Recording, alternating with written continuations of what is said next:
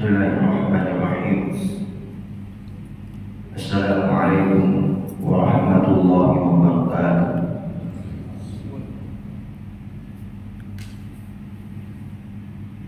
Innal hamdalillah nahmaduhu wa nasta'inuhu wa nastaghfiruh wa na'udzu billahi min shururi anfusina wa min sayyiati a'malina. من يهده الله فلا مضل له ومن يضلل فلا هادي له أشهد أن لا إله إلا الله وأشهد أن محمدا عبده ورسوله أما بعد. قال الله تعالى في القرآن الكريم يا أيها الذين آمنوا اتقوا الله حق تقاته ولا تموتن إلا وأنتم مسلمون. وقال رسول الله صلى الله عليه وسلم ما طلعت الشمس قط إلا بعث بجنبتيها ملكان يناديان يسمعان أهل الأرض إلا الثقلين يا أيها الناس هلما إلى ربكم فإنما قل وكفى خير مما كثر وألهى.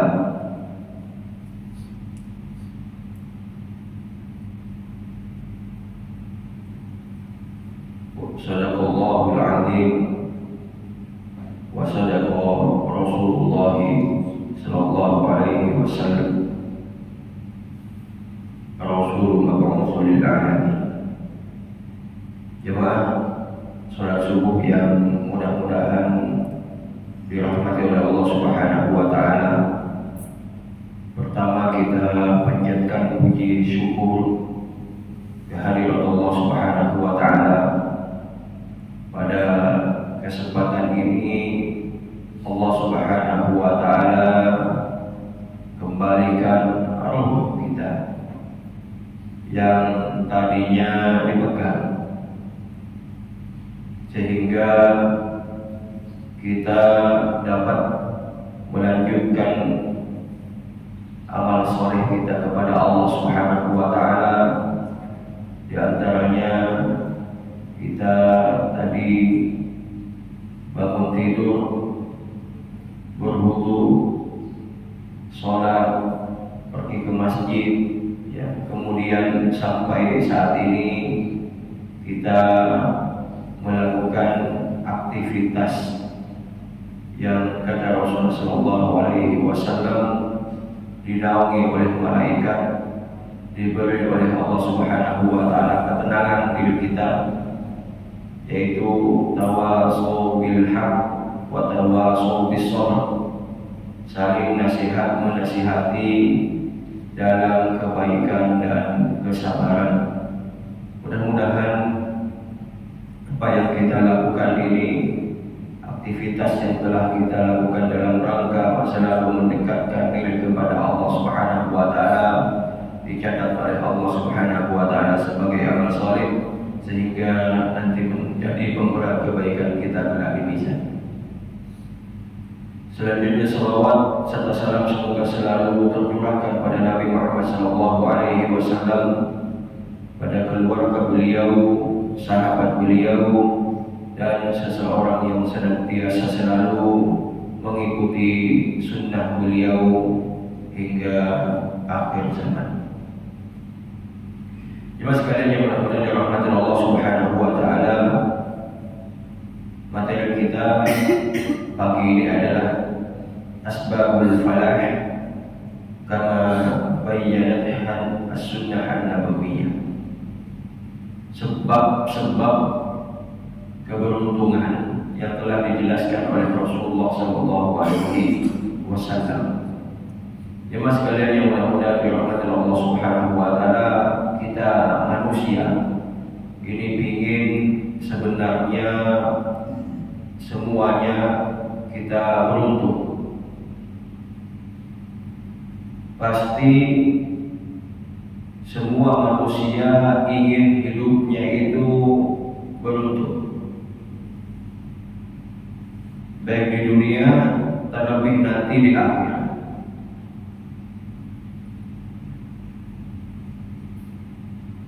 Ketika di dunia kita, tabiat kita manusia, ketika kita berdagang pasti kita ingin di sana ada keuntungan. Ketika kita kerja ingin di sana ada keuntungan. Bahkan sebenarnya ingin menjadi pejabat supaya dia bisa beruntung. Tapi manusia itu sebenarnya ingin beruntung. Baik keberuntungan itu di dunia, terlebih nanti keberuntungan itu di akhirat. Tidak ada orang yang ikhlas ingin sengsara, itu tidak.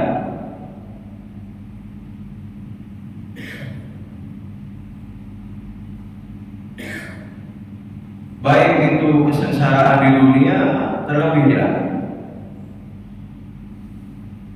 Orang itu kalau ditanya ingin masuk neraka atau surga, pasti semuanya ingin masuk surga. Sejarah apapun orang tersebut, ketika ditanya, dikasih pilihan surga dan neraka, pasti ingin surga. Jemaah sekalian yang mudah-mudahan dirahmati Allah Subhanahu wa taala, inilah tabiat manusia, ingin semuanya itu menjadi orang yang beruntung. Makanya Rasulullah SAW memberi gambaran kepada kita siapa sebenarnya orang yang beruntung itu. Yang pertama, jemaah sekalian yang mudah-mudahan dirahmati Allah Subhanahu wa taala, kita bahas dulu apa yang dimaksud dengan keberuntungan. Keberuntungan itu tidak serta-merta orang yang ketika dia usaha dia selalu untung, dia selalu dapat hasil yang banyak, dia selalu dapat hasil yang diinginkan. Keberuntungan itu ukurannya bukan kekayaan. Keberuntungan itu ukurannya bukan yang jabatannya ini, tapi apa yang dimaksud dengan keberuntungan yang telah dijelaskan oleh Allah Subhanahu wa taala dan Rasul-Nya.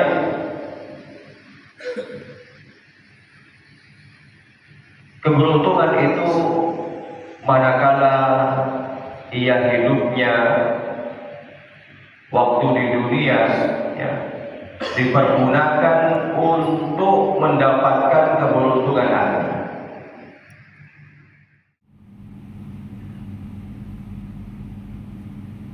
Orang yang beruntung itu apabila hidupnya di dunia selalu dimaksimalkan untuk keberuntungan akhirat.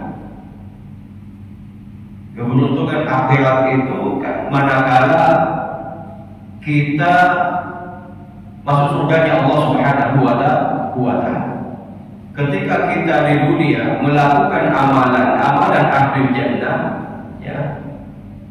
itulah yang dimaksud oleh Allah Subhanahu wa taala dan Rasul-Nya sebagai orang yang beruntung. Meskipun terkadang ketika ia usaha, ketika ia berdagang mungkin tidak sesuai dengan hasil yang ia inginkan, atau bahkan tapi ketika ia berdagang itu sudah menerapkan ketentuan yang telah ditentukan oleh Allah Subhanahu wa taala dan Rasul-Nya. Ketika ia berdagang, dia berdagang dengan jujur. Ketika dia berdagang, dia tidak menipu. ketika dia berdagang, dicontohnya bagaimana berdagangnya Rasulullah Shallallahu Alaihi Wasallam. Ketika dia melaksanakan muamalah itu, muamalahnya dipandu oleh syariat Allah Subhanahu wa Ta'ala. Akhirnya meskipun apapun yang ia hasilkan, ia mendapatkan pahala di sisi Allah Subhanahu wa Ta'ala. Pertama, pahala karena ia berusaha. Dia telah berusaha. Ia keluarkan waktunya, ia keluarkan juga tenaganya untuk menafkahi keluarganya. Kemudian ketika menjalaninya, ia taat kepada aturan Allah Subhanahu wa Ta'ala. Meskipun jemaah sekalian yang mudah-mudahan dirahmati Allah Subhanahu wa Ta'ala, para ulama membagi keberuntungan dunia dan keberuntungan akhirat. Keberuntungan dunia itu kan ketika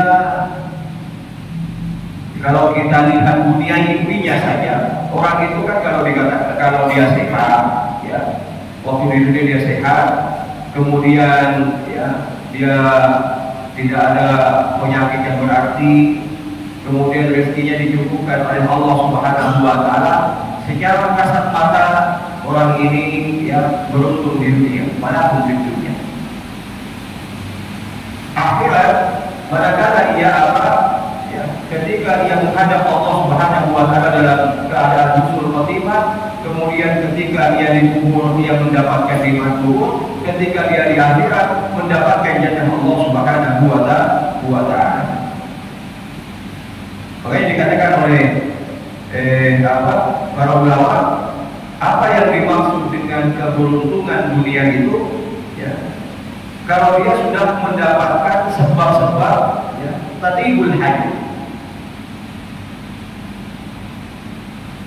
Tatibul hayat itu waktu dia hidup di dunia dia tidak ada gejala. Yaitu tadi sehat, dan kemudian dia cukup, dan dia mendapatkan kehormatan dari manusia, dihargai oleh manusia secara duniawiyah, ini dikatakan orang ini beruntung. Namun di akhirat, keberuntungan di akhirat itu biasanya bersifat baqa, dia bersifat selamanya, bukan pada, bukan sebentar. Keberuntungan di akhirat, dia akan selalu cukup kaya dan tidak miskin. Keberuntungan di akhirat, dia selalu mulia, dia tidak hina. Keberuntungan akhirat manakala ia orang yang berilmu dan dia tidak termasuk orang yang jahil. Apa yang digambarkan oleh Allah Subhanahu wa Ta'ala dan Rasulnya mengenai mengenai sebab orang itu beruntung. Pertama, jemaah sekalian yang mudah-mudahan dirahmati Allah Subhanahu wa Ta'ala, al-hidayatu lil Islam. Seseorang itu dikatakan beruntung manakala ia mendapatkan hidayah Islam. Islam ini bukan main. Islam ini menjadi seorang muslim itu adalah pilihan Allah Subhanahu wa Ta'ala. Orang dipilih oleh Allah Subhanahu wa Ta'ala menjadi orang muslim, tidak harus dia orang yang kaya. Orang dipilih oleh Allah Subhanahu wa Ta'ala menjadi muslim, tidak harus dia orang yang merdeka. Orang yang dipilih oleh Allah Subhanahu wa Ta'ala sebagai muslim, tidak harus dia memiliki jabatan yang tinggi. Orang yang dipilih oleh Allah Subhanahu wa Ta'ala sebagai muslim, tidak harus dia mendapatkan keturunan yang Arab. Tidak, bukan karena keturunan, bukan karena kekayaan, bukan karena paras, bukan karena apakah dia muda atau merdeka, bukan apakah karena dia majikan atau pembantu dan lain sebagainya. Semuanya ini adalah haknya Allah Subhanahu wa taala untuk memilih siapa hambanya ya, yang diberi oleh Allah Subhanahu wa taala hidayah. Kalau kita lihat awal Islam ini, ya, Allah Subhanahu wa taala tidak memilih hanya orang saudagarnya. Allah Subhanahu wa taala tidak memilih ya hanya orang yang mendapat orang yang punya keturunan garis biru, tidak. Allah Subhanahu wa taala memilih Rasulullah sallallahu alaihi wasallam sebagai nabi dan rasul terakhir, padahal pada saat itu ya beliau kepala domba. Allah Subhanahu wa taala memilih ya dari kalangan perempuan orang yang kaya, yaitu Khadijah, saudagar. Ya. Allah Subhanahu wa taala memilih ya juga Bilal bin Rabah, padahal beliau seorang budak. Khabbab bin Arad, padahal beliau seorang budak. Allah Subhanahu wa taala memilih Abu Bakar, beliau bukan orang yang dermawan. Allah Subhanahu wa taala tidak memilih orang yang masuk Islam ini orangnya yang ganteng ya, kemudian orang yang kaya, orang yang memiliki jabatan dan lain sebagainya, tidak. Tapi ya, yang dipilih oleh Allah Subhanahu wa taala pilihannya Allah Subhanahu wa taala. Dan inilah yang menjadikan sebab kita ya menjadi orang yang beruntung baik di dunia terlebih di akhirat. Ya mas sekalian yang mudah-mudahan dirahmati Allah Subhanahu wa taala. Makanya Rasulullah sallallahu alaihi wasallam bersabda, "Qad aflaha man aslam." Sungguh beruntung orang yang berislam. Ya, orang Islam itu beruntung.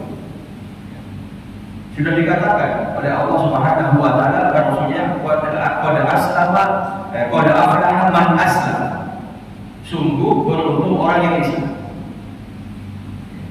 Dalam Al-Qur'an, qad aflahal mu'minun. Sungguh beruntung orang yang beriman. Ya. Orang yang beriman tidak akan dikatakan orang yang beriman ya sebelum dia menjadi muslim. Jadi katanya iman Islam, iman, ihsan, muslim, mukmin, muhsin. Ya, dikatanya. Ya sekalian yang mudah-mudahan dirahmati Allah Subhanahu wa taala. Apa yang menjadi latar belakang kalau Islam itu adalah sebab keberuntungan? Allah Subhanahu wa taala telah menginformasikan kepada kita dalam Quran surah Ali Imran ayat 185, "Faman zuhziha 'anil nar wa udkhila al-jannata faqad faz." Barang siapa yang Allah Subhanahu wa taala hindarkan dirinya dari neraka, kemudian ia dimasukkan ke surga, faqad faz. Orang yang seperti ini ya, kata Allah Subhanahu wa taala, orang yang beruntung. Ya, orang yang dihindarkan dari neraka, kemudian ia dimasukkan ke jannah Allah Subhanahu wa taala. Inilah ya kriteria kategori orang yang beruntung. Yang dimasukkan ke jannah Allah Subhanahu wa taala tentu agamanya yang diterima oleh Allah Subhanahu wa taala. Dan Allah Subhanahu wa taala fokuskan di dalam Al-Qur'an, tidak akan menerima agama selain agama Islam. Tidak menerima agama selain agama Islam. Makanya apa? Islam ini yang menjadi syarat utama seseorang itu masuk jannahnya Allah Subhanahu wa taala. Ya. Makanya ketika kita ada peluang, ya, ketika kita muslim ada peluang besar kita untuk memasuki jannah Allah Subhanahu wa taala, dan inilah ya sebab yang mengantarkan kita kepada kebahagiaan yang hakiki. Kemudian kenapa Islam itu menjadi sebab ya mengantarkan seseorang kepada kebahagiaan. Adal Islam akmalus syara'i wa afdaluha. Islam ini adalah agama yang syariatnya lengkap dan yang paling utama daripada yang lainnya. Mas sekalian yang mudah-mudahan dirahmati Allah Subhanahu wa taala, kita lihat dari berbagai sisi, ya. Kita lihat dari berbagai sisi, baik itu dari aspek kebersihan, baik itu dari aspek muamalah, baik itu dari aspek akidah dan aspek-aspek yang lainnya. Islam ini memberikan tutorial yang lengkap, ya, memberikan panduan yang lengkap terhadap kehidupan kita. Dan ketika Islam itu, ya, mengajukan kepada kita, ya, syariat tentang muamalah misalnya, muamalah mengantarkan kepada keadilan. Kan coba itu ya, kalau kita perhatikan di dalam di dalam Al-Quran dan As-Sunnah itu, bagaimana ajaran Islam mengajarkan kepada kita muamalah itu. Kan inti daripada itu, ya, daripada muamalah itu tidak ada salah satu yang dirugikan. Karena memang tabiat manusia tidak mau dia itu ditipu. Tabiat manusia ketika berdagang dia tidak mau rugi. Tabiat manusia ketika dia berinteraksi dengan yang lainnya, tidak ada salah satu di antara mereka, mereka tidak mau salah satu di antara mereka dirugikan. Dan itulah yang diatur oleh Islam itu. Ya. Itulah yang diatur oleh Islam. Dari berbagai sisi, dari berbagai lini, dari konsep kebersihan misalnya, ya. Ada syariat wudu, ya. Ada syariat mandi, supaya apa? Kita itu bersih. Kita lihat itu, ya. Coba sekalian yang mudah-mudahan dirahmati Allah Subhanahu wa taala, ya. Orang-orang non-muslim itu, ya, yang mereka tinggal di Eropa dan lain sebagainya, ya. Atau orang-orang pedalaman yang tidak kenal Islam itu, berapa hari mereka mandi sekarang? Berapa kali mereka mandi? Dalam sepekan, dalam sebulan, ya. Orang-orang bule, ya katakanlah, ya, misalnya orang yang paham, orang yang berpendidikan, ya, secara duniawi, ya, bukan pendidikan Islam, ya. Tapi ya mereka 3 hari tidak mandi, ya. Bahkan lebih daripada itu mereka tidak mandi. Kita minimal, ya, 5 kali sehari kita wudu, ya, kita bersihkan sebagian anggota tubuh kita bersihkan wajah kita bersihkan tangan kita bersihkan kepala kita bersihkan kaki kita, ya, dan sebagainya. Dari kebersihan bukan main. Apalagi kita ingin mencontoh, ya, Rasulullah SAW, ya, secara sempurna bagaimana disuruh pakai wangian, kemudian disuruh gosok gigi, ya. Bahkan daulah asyukka ala ummati, kata Rasulullah SAW, seandainya tidak memberatkan terhadap umatku, akan aku suruh dia gosok gigi setiap gosok. Kebersihannya itu benar-benar dijaga. Makanya Rasulullah SAW, ketika kita membaca asbabun nuzul, sebab turunnya surah At-Tahrim itu kan Rasulullah SAW, ya, Rasulullah SAW dibilang sama Hafsah, ya, mulutmu bau apa? Ya. Nah, disebutkan oleh Hafsah, ya, waktu itu, ya, mulutnya bau, ada sejenis bau yang beliau tidak suka. Ya. Kemudian beliau katakan, ya, nyampaikan, loh, tadi saya hanya minum madu aja, enggak, ini mulutmu bau ini. Kemudian datang ke Aisyah mengucapkan ya, mengucapkan ucapan yang sama dengan Hafsah. Ya. Itu sesuatu yang tidak diinginkan oleh Rasulullah SAW. Rasulullah SAW tidak menginginkan apa yang keluar darinya, ya, itu orang tidak suka. Makanya respon daripada itu beliau langsung mengatakan, kalau begitu haram madu bagiku.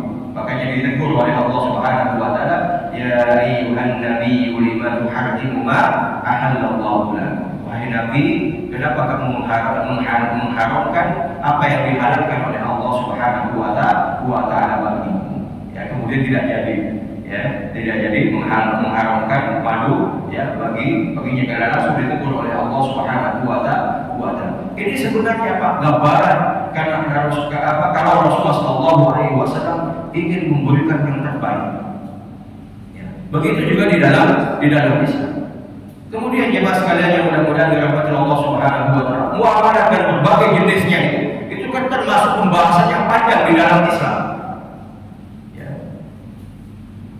Bagaimana ketika berinteraksi itu tidak menipu, ya, seadanya. Karena apa? Supaya tidak ada yang dirugikan.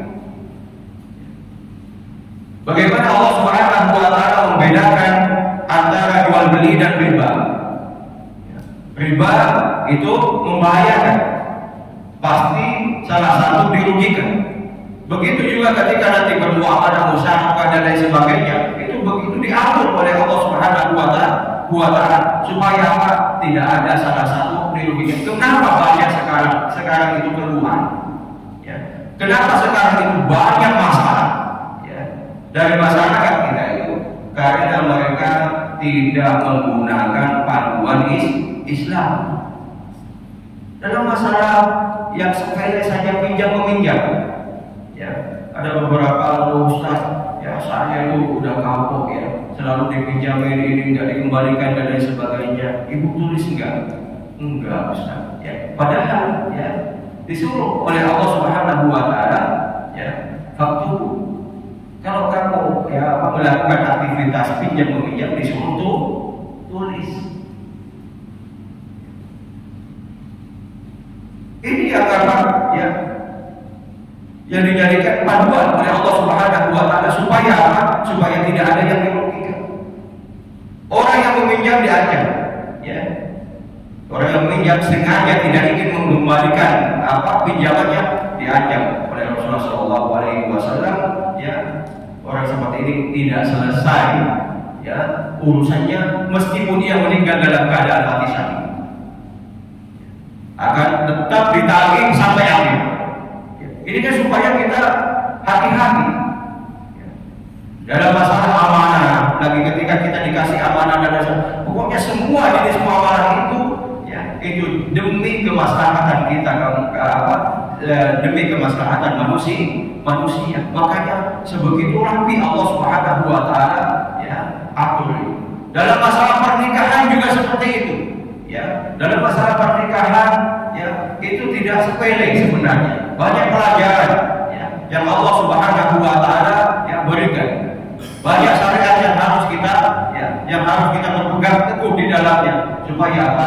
Salah satu tidak ada yang dirugikan dari sejak bagaimana memilih, kemudian sampai dia itu, ya, berkenalan, sampai dia melakukan akad, apa saja, ya, rukunnya dan lain sebagainya, sampai setelah akad, ya, bagaimana dia menjadi suami istri, kemudian punya anak, ya, dan lain sebagainya. Itu bukan main bagaimana Islam itu mengatur. Ini sebenarnya apa? Supaya tidak ada yang dirugikan. Seorang suami punya tanggungan dia menafkahi istri. Seorang istri, ya, dia punya tanggung jawab untuk menjaga harta daripada suami. Dia tidak keluar dari rumahnya tanpa izin dari suaminya. Begitu indahnya Islam itu mengatur. Jadi jemaah sekalian yang mudah-mudahan dirahmati Allah Subhanahu wa Ta'ala, tidak ada dalam syariat lain. Ya. Tidak ada dalam syariat agama lain yang mengatur sedemikian rupa, ya, kehidupan ini. Bahkan ada contohnya. Ada panutannya. Panutannya Rasulullah SAW. Ya, bagaimana, ya, beliau, ya, ketika bermuamalah dengan istri, bagaimana ketika beliau bermuamalah dengan anak, bagaimana ketika beliau bermuamalah dengan orang miskin, bagaimana beliau bermuamalah dengan orang yang cacat, bagaimana ketika beliau bermuamalah dengan orang yang yang terkenal. Bagaimana beliau bermuamalah dengan orang yang kaya dan lain sebagainya. Sudah ada panduannya, bagaimana beliau mendidik istrinya, bagaimana beliau mendidik anak-anaknya dan lain sebagainya. Sudah ada panduannya di dalam Islam lengkap. Ya. Kalau kita mengidolakan seseorang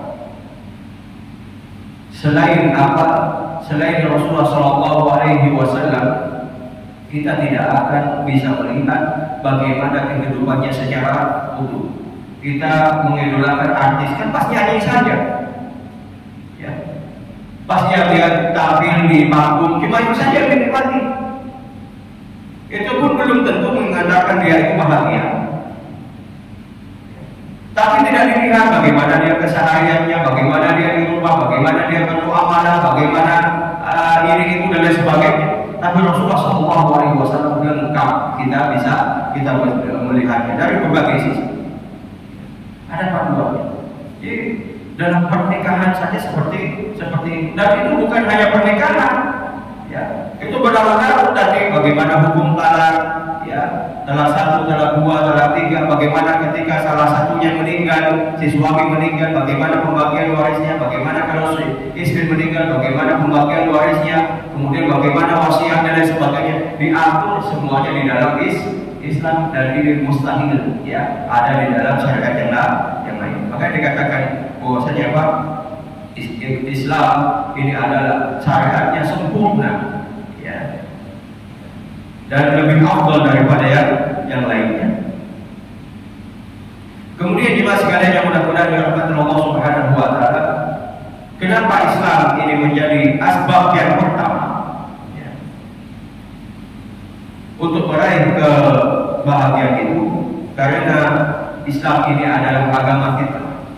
Islam ini adalah agama yang sejalan dengan fitrahnya manusia. Manusia itu kalau dibiarkan hidup, ya, tanpa pengaruh kanan kiri, ya, itu insya Allah dia akan hidup sesuai dengan fitrahnya, yaitu Islam. Ya, orang itu kalau dibiarkan hidup, ya, tanpa ada gangguan, ya, tanpa ada pengaruh, ya, dari orang lain, maka dia akan hidup sesuai dengan fitrahnya, yaitu Islam. Ya.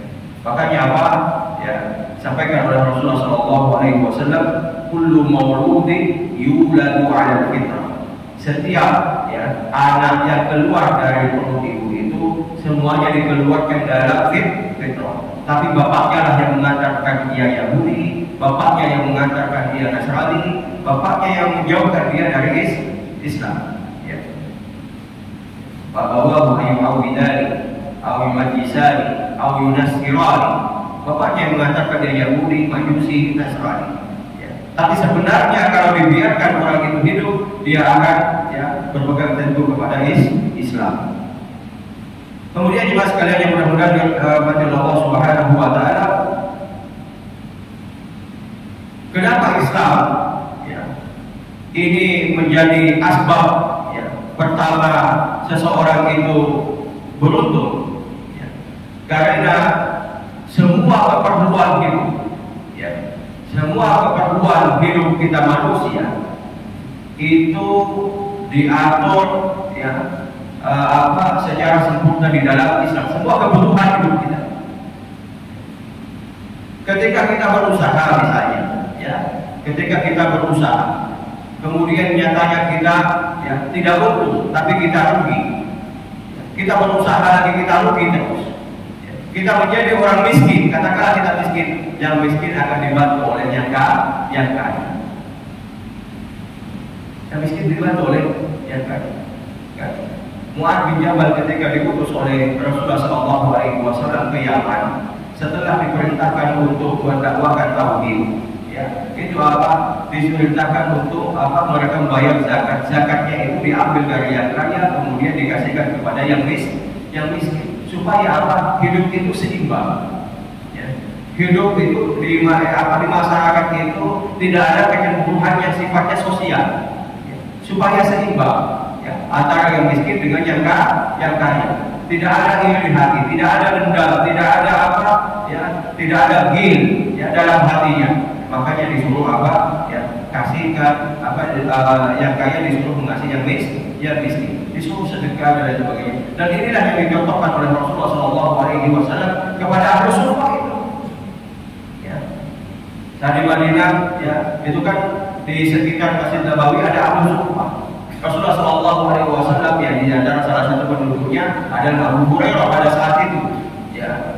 Ada minuman saja, Abu Hurairah dipanggil oleh Rasulullah SAW, wahai Abu Hurairah, ini ada susu, mari kita minum sama-sama. Ketika ada sahabat yang dia datang ke masjid bawa sisa-sisa kurma atau kurma yang sudah tidak bagus, ditegur oleh Allah Subhanahu wa taala, ya, dan tadalul birra hatta tunfiqu mimma tuhibbu. Kamu tidak akan mendapatkan kebaikan sampai kamu menginfakkan apa yang kamu cintai. Ya. Sejak itu digantilah yang dibawa kurma-kurma yang bagus. Ini kan konsep yang luar biasa. Apalagi dalam kehidupan kita. Kenapa kita itu dilarang mabuk dan lain sebagainya? Ya, itu kan karena untuk menjaga, ya, akal kita supaya selalu sehat. Akal kita dijaga supaya sehat. Kenapa kita itu dilarang untuk merampok, mencuri? Ya, karena untuk menjaga harta. Kenapa kita dilarang untuk berzina? Karena menjaga keturunan. Ya. Ini bukan main dalam kebutuhan manusia itu diatur sedemikian rupa di dalam Islam. Semua syariatnya mengatur kepada kesempurnaan hidup dan kebutuhan kita manusia. Makanya jemaah sekalian yang mudah-mudahan dirahmati Allah Subhanahu wa taala, ya, di dalam Islam ini kita kan sebenarnya diperintahkan untuk hidup badannya dan juga hidup hatinya. Ya.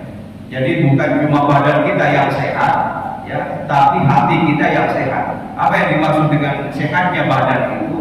Ya, hidupnya badan itu manakala dia bisa mampu membedakan mana yang bermanfaat baginya, mana yang tidak bermanfaat baginya. Akal kita ini kan dikatakan sehat kalau bisa membedakan mana yang bermanfaat bagi kita dan mana yang mendatangkan mudarat bagi kita. Ketika kita mengambil yang bermanfaat pada kita dan meninggalkan apa yang menyengsarakan kita, berarti kita masih sehat. Hati kita itu juga diperintahkan untuk apa? Untuk sehat. Bagaimana mengukur sehatnya hati? Yang bisa membedakan mana yang hak, mana yang batil, mana yang benar, mana yang batil. Tentunya ini yang sudah dipandu oleh Allah Subhanahu wa taala dan juga oleh Rasulullah SAW. Benar itu kan manakala dia mengikuti Allah Subhanahu wa taala. Benar manakala dia mengikuti Rasulullah SAW. Benar itu manakala dia mengikuti ulama yang sejajar dengan Al-Qur'an dan As-Sunnah. Ya. Kemudian batil itu manakala dia menyelisihi Allah Subhanahu wa taala. Batil itu manakala dia menyelisihi Rasulullah SAW. Maka tidak benar orang yang mengatakan saya hanya ingin mengikuti Al-Quran, saya tidak mau Sunnah. Muhammad itu kan manusia, saya nggak mau, saya hanya ikut Al-Quran saja. Ya, ini jelas orang yang seperti ini sesat. Banyaknya orang sesat itu karena tidak mau mengikuti Rasulullah SAW. Saya ingin mengikuti sunnah saja, tidak mau mengikuti Al-Quran. Ini tambah lagi, ya, tambah lagi. Ya. Barometer, ya, seseorang itu selamat, ya, barometer seseorang itu benar di atas siratal mustaqim kalau dia mengikuti Allah Subhanahu wa taala dan Rasulnya. Ya. Barometer orang itu sesat kalau dia sudah tidak mengikuti Allah Subhanahu wa taala dan Rasulnya.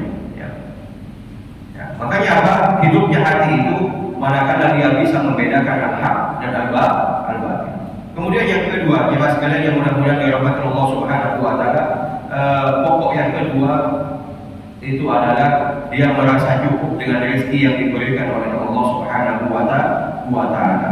Kita ini, ya, meskipun kita menjadi muslim, kadang diuji oleh Allah Subhanahu wa taala. Ya, kadang kita diuji oleh Allah Subhanahu wa taala dengan kekayaan, kadang kita diuji oleh Allah Subhanahu wa taala dengan kefakiran. Ya, kaya itu bukan ukuran seseorang itu mulia. Ya. Kemudian miskin itu bukan ukuran seseorang itu hina. Makanya Allah Subhanahu wa taala menegur orang yang beragama seperti ini dalam Quran surah Al-Fajr. Ya. Fa'ammal insanu idza mabtalahu fa'akramahu wa na'amahu fayaqulu rabbi akraman. Wa amma idza mabtalahu wa na'amahu wa amma idza mabtalahu faqadara alaihi rizqahu fayaqulu rabbi ahana. Ketika seseorang itu ketika Allah Subhanahu wa taala uji dia, kemudian Allah Subhanahu wa taala beri dia kekayaan, ya, beri dia itu apa yang dia kehendaki, Allah Subhanahu wa taala memenuhi, ya, dia mengatakan Allah Rabbu memuliakan. Tapi ketika dibatasi rezekinya oleh Allah Subhanahu wa taala, dia mengatakan Rabbu menghinakanku. Ini sebuah agama yang salah. Jadi ya, kaya atau miskin itu bukan ukuran seseorang itu bahagia, bukan ukuran seseorang itu mulia, dan bukan ukuran seseorang itu hina di hadapan Allah Subhanahu wa taala. Sebab yang menjadikan seseorang itu ya bahagia di sisi Allah Subhanahu wa taala manakala ia merasa cukup terhadap rezeki yang telah diberikan oleh Allah Subhanahu wa taala. Ya. Cukup di sini ya dalam artian ketika ia Allah Subhanahu wa taala penuhi kebutuhan pokoknya Allah Subhanahu wa taala penuhi, dan apa yang hajat-hajat yang dia inginkan Allah Subhanahu wa taala penuhi. Terkadang orang itu sudah Allah Subhanahu wa taala beri dari cukup, lebih dari cukup, Allah Subhanahu wa taala beri lebih bahkan dari cukup, dia tetap merasa kurang. Makanya kata Rasulullah sallallahu alaihi wasallam, ya, "Lau kana li ibni Adam wadiyani min adh-dhahab lam salat." Seandainya ya, Bani Adam itu diberi oleh Allah Subhanahu wa taala 2 gunung emas, maka dia akan ingin lagi yang ketiga. Ya, ingin yang ketiga. Padahal 2 gunung emas itu sudah lebih daripada itu. Ya. Kadang kan ambisi kita. Ketika kita mengejar dunia itu kan seakan-akan kita tidak akan meninggal, seakan-akan kita tidak akan sakit, ya, seakan-akan kita semua selalu hidup dalam kemewahan dan kebahagiaan, seakan-akan kan gitu. Padahal jemaah sekalian yang mudah-mudahan dirahmati Allah Subhanahu wa taala, tidak. Inilah yang harus kita syukuri ketika kita diberi oleh Allah Subhanahu wa taala kecukupan dalam hidup. Itu adalah asbab kita itu bahagia ya di dunia, terlebih nanti ketika kita menghadap Allah Subhanahu wa taala dalam keadaan husnul khatimah. Kemudian yang ketiga, yang terakhir ini yang sebab seseorang itu ya bahagia di sisi Allah Subhanahu wa taala, qanaah. Qanaah itu menerima pembagian Allah Subhanahu wa taala. Qanaah itu ridho dengan pembagian Allah Subhanahu wa taala. Yang membagi rezeki kepada kita itu bukan perusahaan. Yang membagi rezeki kepada kita itu bukan bos. Yang membagi rezeki kepada kita itu bukan karena kita punya jabatan. Yang membagi rezeki kepada kita itu bukan karena kita ya pintar, tidak. Ya. Tapi yang membagi rezeki kita itu adalah Allah Subhanahu wa taala. Kita lihat waktu SD, ya. Ada mungkin orang yang kemampuannya biasa-biasa saja, ada yang meningkat satu. Tapi sekarang ya kita lihat orang yang tadinya biasa-biasa saja ternyata lebih kaya daripada yang meningkat satu. Jemaah sekalian yang mudah-mudahan dirahmati Allah Subhanahu wa taala, dari sini kita melihat bahwasanya itu ilmu itu bukan ukuran. Ada orang yang hanya lulusan SD saja tapi menjadi pengusaha. Ada orang yang sudah lulusan S3 ya, tapi masih jualan kilo misalnya, ya. Ini karena apa? Ya, karena yang mengatur rezeki itu Allah Subhanahu wa taala. Makanya ketika kita ridho ya terhadap apa yang dibagikan Allah Subhanahu wa taala, ini menjadi sumber daripada keberuntungan. Ketika kita dapat sedikit, kita ridho, ini jatah yang diberikan oleh Allah Subhanahu wa taala kepada kita. Ketika kita dikasih banyak, ya kita ridho ini yang ini yang nyatanya diberikan oleh Allah Subhanahu wa taala kepada kita. Bayangkan kepada orang yang selalu tidak menerima kebahagiaan Allah Subhanahu wa taala, sebesar apapun yang dia dapatkan, dia selalu berkeluh kesah.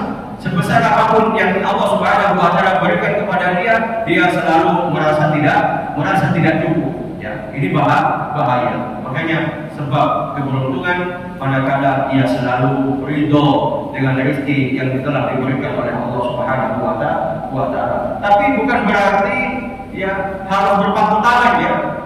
Yang hari tidur-tiduran aja di rumah. Kalau ditanya, kamu kenapa sih nggak bekerja? Saya itu ridho dengan pemberian Allah Subhanahu wa taala. Ini nggak benar ya, seperti ini.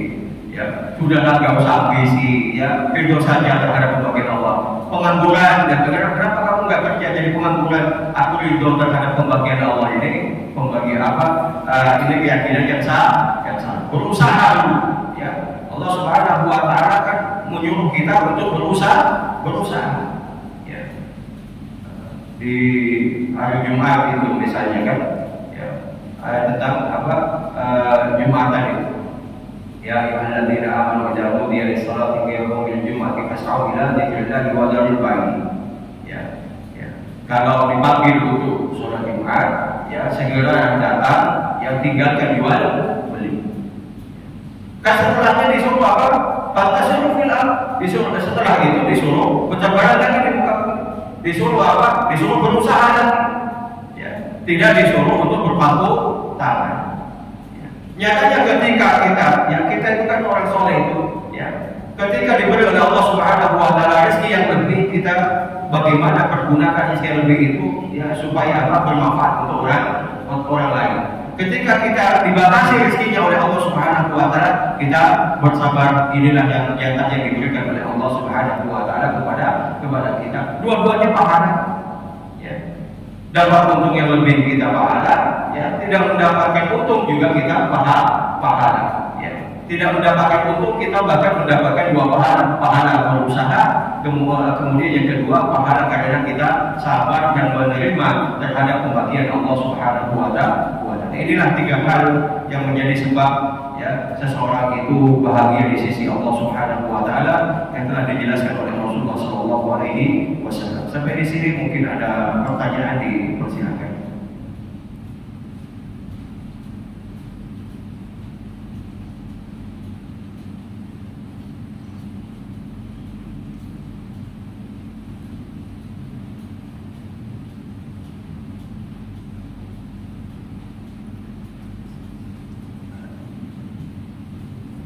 Baik.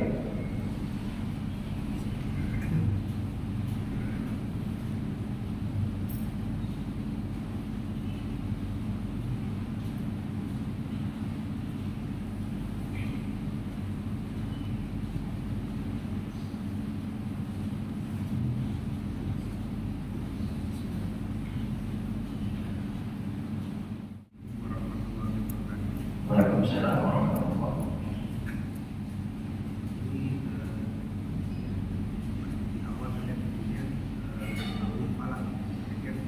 Iya. Iya. Ternyata kata falak dan itu penanganan bentuk itu hal yang sama.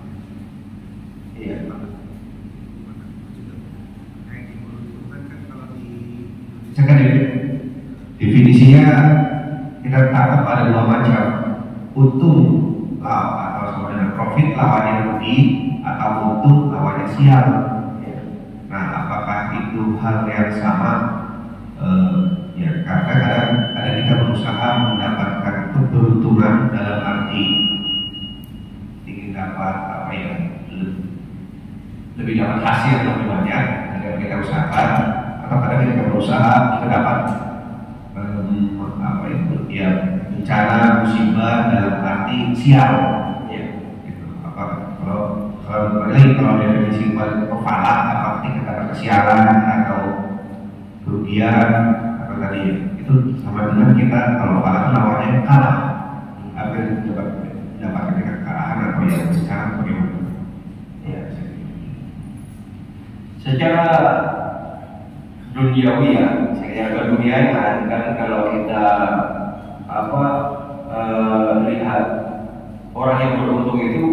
hanya dilihat dari kasat mata. Ya, orang yang menang ya, tapi kalau di sini kita terjemahkan keberuntungan. Ya.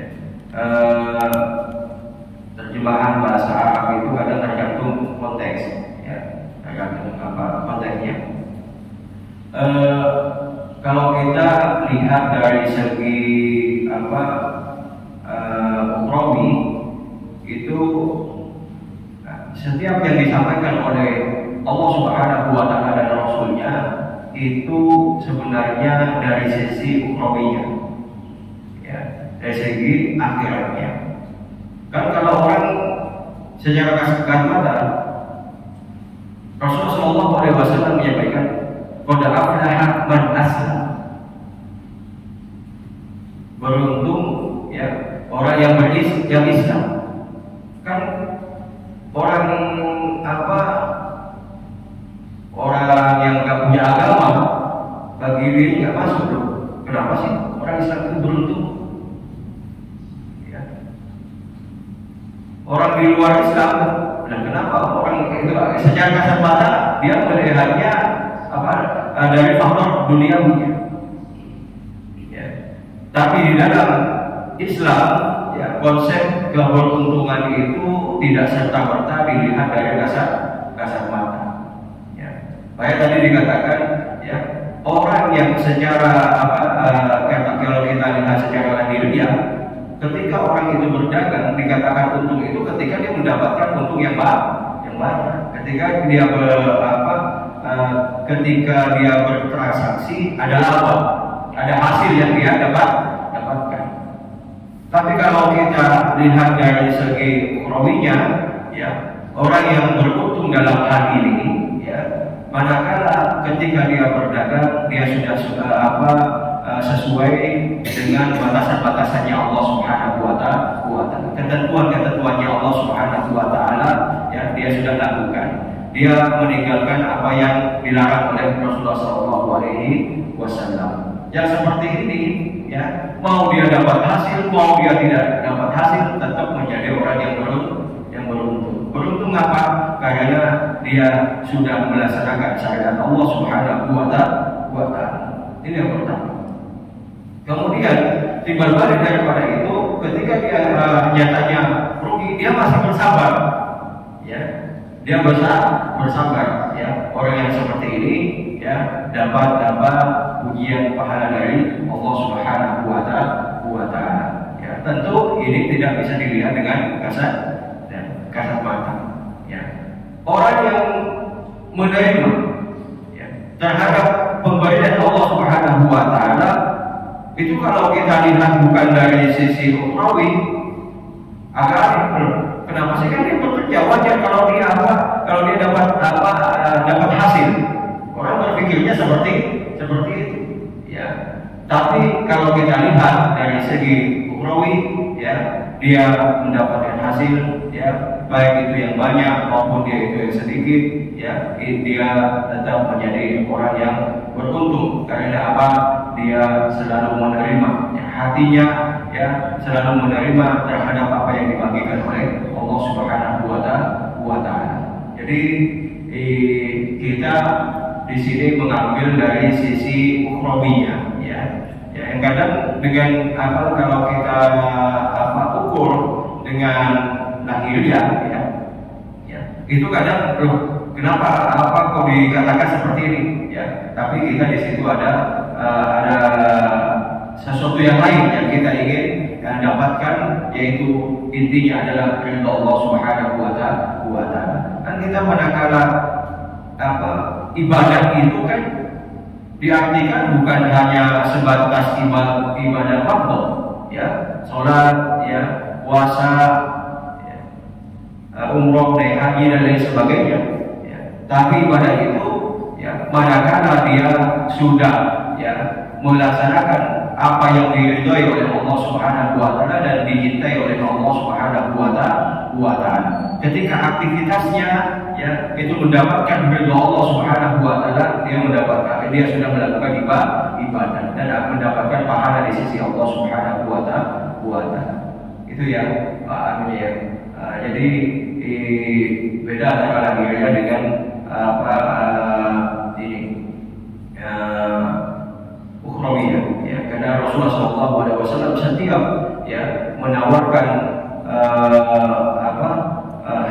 yang berbau dengan tentang kemenangan, kebahagiaan dan lain sebagainya, pasti ukurannya di situ adalah akhirat. Ya. Ada lagi? Oh, siapa? Terima kasih. Assalamualaikum warahmatullahi wabarakatuh. Saya cukup tertarik dengan pernyataan Ustaz tadi mengenai pinjam meminjam atau hutang piutang. Di sini saya ingin menanyakan tentang adab kita sebagai orang yang memberi hutang. Itu sebenarnya seperti apa, Ustaz? Apakah kita harus menagih atau seperti apa? Karena kita sebagai peminjam atau penghutang itu kadang punya perasaan tidak enak, lebih tidak enak, tapi kadang si peminjam itu juga tidak ada punya perasaan untuk mengembalikan. Nah, itu yang ingin saya tanyakan, adab kita sebagai orang yang meminjamkan itu seperti apa? Terima kasih. Assalamualaikum warahmatullahi wabarakatuh. Ya, ini yang sering dilupakan oleh banyak hal, ya, oleh banyak kita, sehingga kita selalu ada masalah. Selalu ada masalah, baik itu kadang kepada keluarga, kepada tetangga, kepada teman dan lain sebagainya. Ya.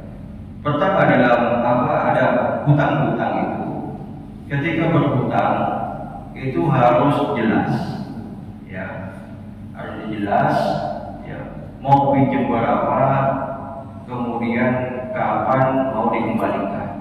Dikembalikannya secara berangsur atau dikembalikannya secara langsung, itu harus jelas, ya. Kemudian disuruh tulis, utang itu disuruh tulis, ya, supaya itu menjadi bukti di dunia. Kalau bukti di akhirat, Allah Subhanahu wa Ta'ala pasti sudah tahu, ya. Disuruh tulis, ya. Kalau bisa kan ada saksinya.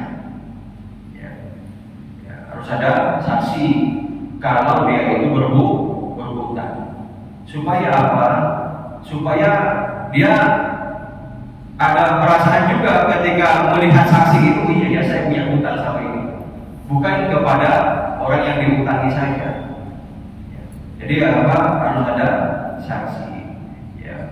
Kemudian tadi kan sudah ada jatuh temponya kapan, ya, waktunya kapan. Ada kita yang dihutangi itu, ingatkan. Di sini nggak ada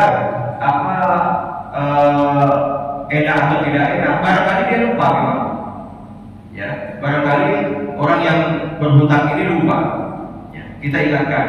Ini besok sudah jatuh tempo. Kalau bisa kalau bisa dikembalikan uangnya. Ya. Karena saya ada kebutuhan yang lain atau apa? Bukan karena kebutuhan sebenarnya, ya. Hutang itu kita mengembalikan bukan karena orang yang ini itu mau dia butuh, mau dia tidak butuh. Kalau sudah jatuh tempo, kita harus kembalikan. Kalau kita mengundur dengan sengaja, ya, itu dosa.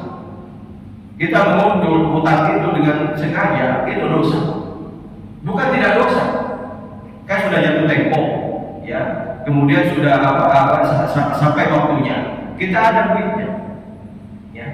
Itu kita mengundurnya itu sudah dosa. Ya.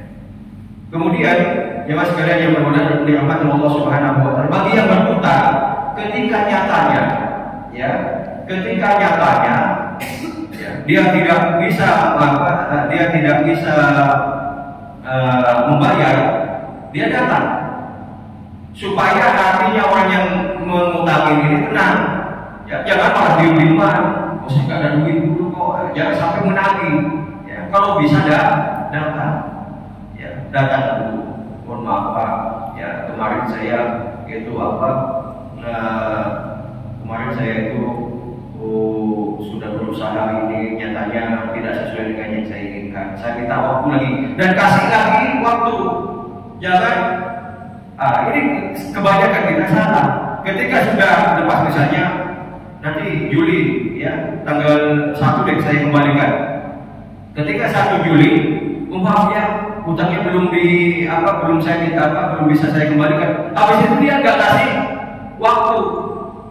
Ya. kadang janjinya sebulan, ya, habis itu dia minta maaf, tidak bisa ngasih apa, tidak bisa bayar hutangnya, tapi 3 bulan pun tidak dibayar. Ini masalah, ya.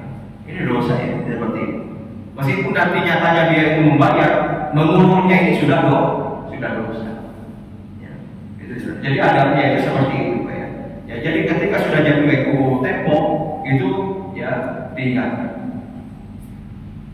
Kalau apa ada usaha saya itu ya termasuk juga keras juga dalam masalah ini. Ketika sudah berkali-kali dia tagih, ya, wahai saudaraku, beliau tagihnya begini, wahai saudaraku, saya hanya ingin mengingatkan selaku orang muslim, kamu punya hutang, tolong dibayar kalau sudah ada, ya, diingatkan. Karena kalau tidak dibayar itu berat nanti di hadapan Allah Subhanahu wa Ta'ala. Nanti ditagih lagi, ya, masih tidak dijawab. Kadang nomor teleponnya sudah diganti, WA-nya sudah diganti, telepon susah dan lain sebagainya. Ya, dia sampaikan aja. Mungkin itu yang pertama yang terakhir. Ya, kamu meminjam rumah saya, terserah kamu mau dikembalikan atau tidak, dan jangan lagi pinjam lagi ke saya. Ya, sampai digitukan. Ya. Jadi ini sesuatu yang harus diperhatikan ya dalam masalah hutang ini. Ya, masalah hutang ini bukan cuma sama yang menghutang, tapi terlebih yang menghutang. Ya, ini harus harus benar-benar dijaga. Saya pernah pinjamkan waktu itu, saya beli kendaraan dan orangnya mintanya cash. Ya, saya ada di ATM dan waktu itu tidak bisa diambil banyak, ya, karena hari Sabtu atau hari Ahad itu saya lupa. Dan saya pinjam ke tetangga, Pak, saya pinjam ya uangnya kalau bisa cash, Pak. Ya, enggak, saya pinjam uang cash. Berapa Pak Ustaz? Ya, 9 juta, Pak. Wah, Ustaz, saya ngambil 10 juta. Sudah keluar, Ustaz, ambil. Ya, 9 juta. Kemudian ya, waktu saya kembalikan, Ustaz kok cepet banget? Ya sudah, pegang aja dulu. Ini nggak bisa juga, ya nggak seperti Bang, nggak bisa. Ini tanggungan saya. Ya jangan secepat itu lah Ustaz. Ya, nggak bisa. Ini harus saya kembalikan. Kadang orang seperti itu. Ya. Kenapa ternyata saya telusuri? Ya, ketika dia ngobrol, ya. Kenapa dia bilang secepat itu? Karena ada ya saudaranya tetangga mungkin. Ya. Itu pinjam 50 juta, 75 juta, tapi sudah beberapa tahun tidak dikembalikan. Makanya kalau hitungannya hari dia bilang, kok cepet banget, ya, pegang aja dulu, ya, Pak, saya ada duit saya, ya, dan saya tidak bisa, saya simpan duit ini ketika sudah ada, ya, kita harus ini, jangan kita juga terpancing, bilangnya sudah suruh pakai aja kok, ya, pakai aja dulu nanti aja kapan-kapan, jangan, ya, sebanyak apapun hutang. Ya, kalau kita punya niat untuk mengembalikan, insya Allah Subhanahu wa Ta'ala dapatkan kita untuk mengembalikan itu. Saya punya hutang di atas 100 juta. Saya bingung kayak apa itu mengembalikannya. Ya. Waktu dulu saya beli mobil itu hutangnya 115 juta. Ya. Tapi ya saya yakin ya dengan sabda Rasulullah SAW itu, kalau kita punya hutang, punya niat untuk mengembalikan, ya, insya Allah Subhanahu wa Ta'ala segerakan. Kemudian dalam waktu istijabat saya selalu tidak lepas dengan doa Allahumma kfini bihalalika haramika wa ghnini bi fadlika amman siwak. Saya tidak lepas dengan doa itu. Alhamdulillah, ya, setahun setengah estimasi lunas hutangnya, ya, 115 juta. Saya masih ingat itu sampai sekarang. Ya, kita bubar selalu punya hutang itu. Siapa yang pinjamin itu, saya itu nggak mengira Ustaz saya seperti ini. Padahal saya itu sudah Ustaz punya duitnya, silahkan kembalikan. Nggak punya ya nggak apa-apa. Ya, saya itu sudah berpikir seperti itu. Ya, tapi ini cepat sekali bilangnya. Ya, nah, itulah kalau kita punya niat. Dan juga jangan gampang berhutang. Termasuk kartu kredit itu kan menggampangkan kita, padahal kita punya duit. Tapi karena dienakkan difasilitasi dengan kartu kredit itu, karena dan itu bikin ketagihan kadang-kadang seperti itu. Ya Ya, apalagi yang platformnya sudah sampai bisa pinjam sampai 2 miliaran dan lain sebagainya. Ya, itu memang menggoda. Jangan sampai kita terbiasa dengan hal yang seperti itu. Banyak orang ya punya barang-barang mewah di rumahnya tapi tidak digunakan. Kenapa? Karena ya tadi pakai kartu kredit yang dia ya ketika beli mudah dulu, ambil dulu. Ya, akhirnya banyak yang mubazir dan itu akan ditanya oleh Allah Subhanahu wa taala pada di akhir. Ya. Jadi itu ya, sistem utang piutang itu. Makanya saya dulu ya sering ikut arisan. Ya, saya dulu sering ikut itu arisan. Tapi kan konsep sebenarnya di arisan itu utang piutang. Ya, dan itu harus benar. Ada penggunaannya juga harus benar, harus tepat waktu dan lain sebagainya. Ada beberapa hal yang harus dijaga. Ini Pak ya, mungkin dalam konsep utang-utang yang harus dijaga, baik yang meminjami maupun yang meminjam. Ini saja yang dapat kita sampaikan. Alhamdulillah kafaratul dan minal mutarin. Marilah kita tutup dengan bacaan kafaratul majlis.